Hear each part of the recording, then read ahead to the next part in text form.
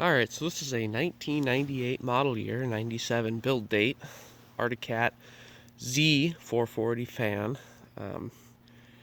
My brother got it basically in the middle of the summer. He wanted to upgrade from a 91 Prowler. Figured it'd be a good sled for him. He got it, obviously non-running. Got it for relatively cheap. He needed to, he went through the carburetors. I think it still needs new carb boots. But I mean, we had to put windshield on it. He did a lot of little things. I don't even remember what it is. He was the one who did all the work. I think he had the tank off, flushed everything. He was probably 8 hours into this thing getting it going.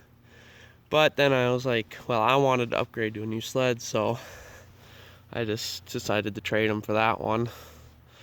Said my ZR600 EFI, so he's just gonna sell this one now. Carbides are great.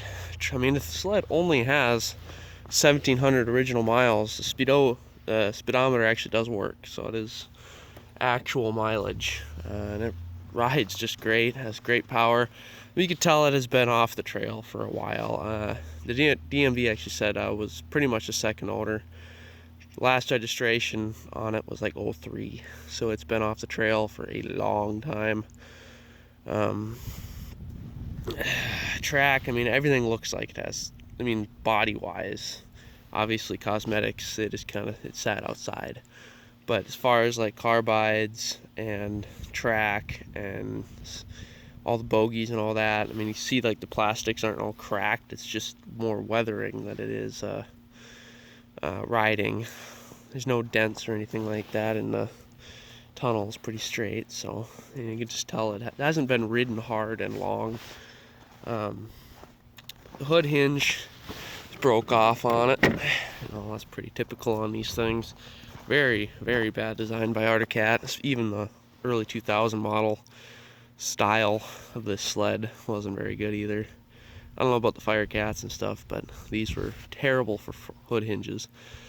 As far as shocks, I think the rear, they're getting down there. I don't know why. Maybe it's just old seals.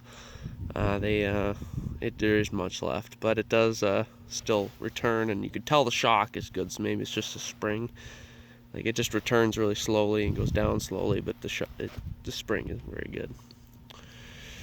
I suppose I can show you the interior, and this is kind of what I mean by I believe it has 1,700, because I mean the original exhaust pipe and everything, mind that hood style, and then it still has original paint on it, and everything's really clean, so you can just tell it has basically no miles on it. Even the Y pipe hasn't lost its paint yet, and this is original. You can see how my brother hasn't put the carb boots back on yet. He did put brand new fuel lines all the way into the tank, a new fuel filter, and he did a lot of work. Put new spark plugs in it, from the looks of it, and I think he put new chain case oil and stuff, but don't quote me on that one. Yeah, I mean, it's a sled. It's probably more or less a kid's sled. 440 isn't the most powerful thing on the planet. Even the 600s are mild by nowadays standards, but should be pretty reliable, I'd imagine. At least you don't have to worry about cosmetics. You can go ditch bang with it or whatever, and it isn't gonna, you can't do anything to it cosmetically at this point. Well, let's start it up, see how she runs, huh? I think I started up, it fired first pull this morning. Not bad. Lights do work, all that stuff functions. It does have 2025 tabs. I just got it registered, so I don't think this thing's been in Minnesota before. I got it out in Wisconsin, but alright, well, let's go riding here.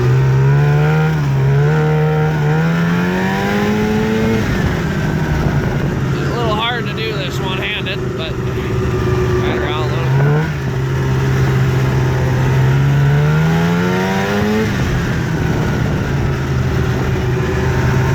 Snow to ride on, so I can't go too far, but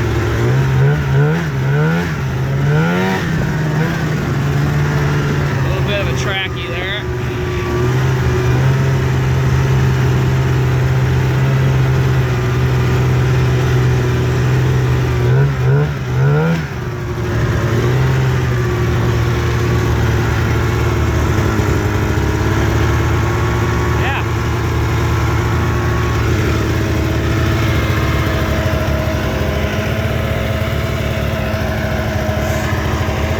idle down, just takes a minute.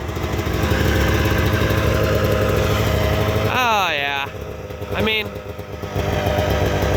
kind of is what it is. It's an old sled.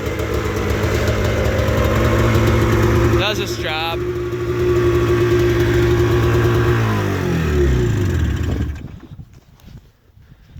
I mean, when my brother first got this thing going, I remember he got some carbs off something else. I don't remember. He was trying to like kind of put the carbs together or whatever. And the jets that were in it were like for -40 or something ridiculous, like -100. Didn't even fit on the chart for this thing. So yeah, that's why it was running so crappy when he first got it. Now a little bit better when it's jetted for the right temperature and all that. So like I said, he's got a lot of time into it. Brakes work, lights work. I mean, it's a running and driving sled. You could take it in the ditch if you want it right now, but it's still old and it hasn't really been trail tested yet. So just remember that when you're buying it. But I know these sleds are pretty good. I've always liked the 440s. I bought one for my mom. It's 97 Panther 440 with the long track and verse and all that. And the Pumas 340 fans with the single carbs, one of the most reliable ones, but they always had the single carb most of the time, unlike like the Indy Lights with the twin carb. They were a little bit faster and more responsive with the extra fuel. These are kind of the step up. They had more cc's. They could do 70, 75 would be pushing it, but they weren't so gutless as the 340 single carbs. And those things only went like 50 miles an hour maxed. These really could be trail sleds, and that's why they're really good for kids, because they're not quite powerful enough to hurt you, but they're good enough to keep up with you and not leaving the kids behind all the time. But I feel like my brother's ready to go up to a 600, so we're just kind of getting him on a more trail-ridden sled that I've already went through, and just kind of getting the flock a little bit depleted, so we don't have as much maintenance to deal with. But we do have this piece. It just isn't on there at the moment. I just took this off one of the other part out sleds I got. It was like the windshield. We took off one of our other part outs, but really isn't much left to talk about, so I'm just gonna leave it there. If you got any questions, throw them in the comments. Otherwise, have a good day.